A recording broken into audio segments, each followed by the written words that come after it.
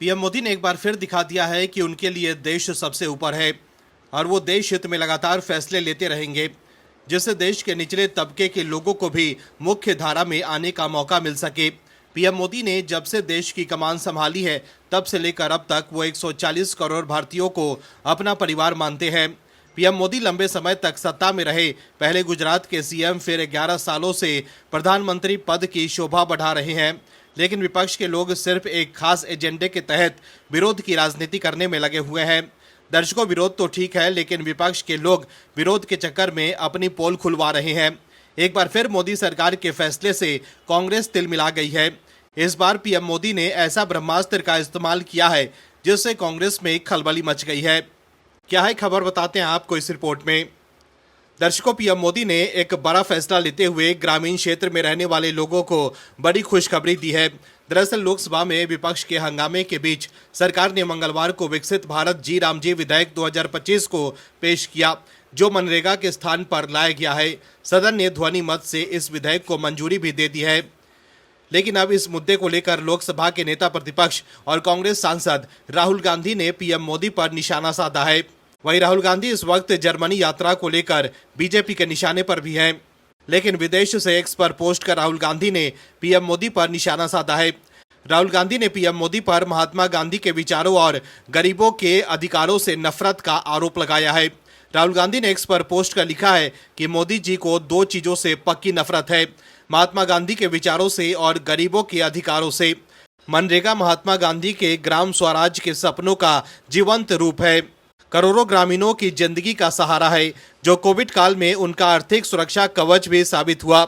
मगर प्रधानमंत्री मोदी को ये योजना हमेशा खटकती रही और पिछले 10 सालों से वे इसे कमजोर करने की कोशिश करते रहे और आज वो मनरेगा का नामो निशान मिटाने पर आमदा है।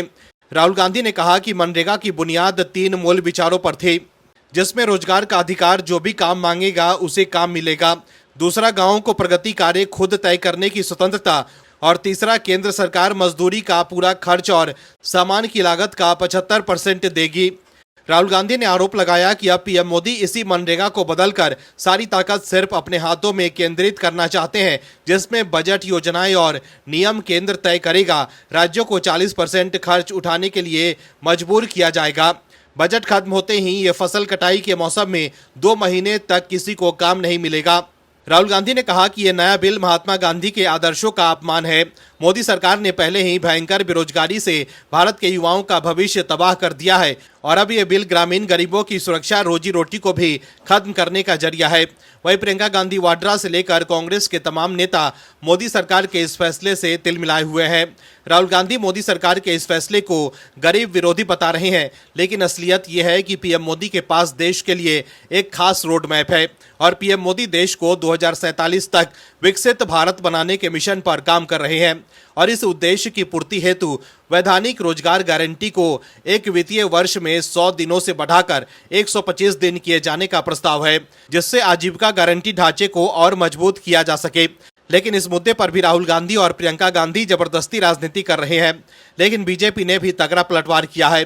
बीजेपी आईटी सेल के प्रमुख अमित मालवीय ने एक्स पर लिखा है कि प्रियंका गांधी ने आज अपने भाषण में दावा किया कि सरकार ने मनरेगा, जो एक ऐतिहासिक कल्याणकारी कानून है, उसे कमजोर कर दिया है और योजनाओं का नाम बदलने के जुनून पर सवाल उठाया।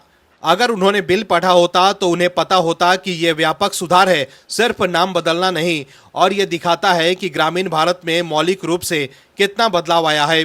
दर्शकों, कांग्रेस के लोग बिल को ठीक से देखते नहीं है। सरकार ने रोजगार गारंटी को वित्तीय वर्ष में 100 दिनों से बढ़ाकर 125 दिन कर दिया है, लेकिन फिर भी राहुल गांधी इसे गरीब विरोधी बता रहे हैं। ऐसे में सवाल है कि गरीबों को ज्यादा रोजगार देना कब से गरीब विरोधी हो गया। Bureau report, OMH news. आप दर्शकों से विनम्र निवेदन है कि चैनल को सब्सक्राइब जरूर करें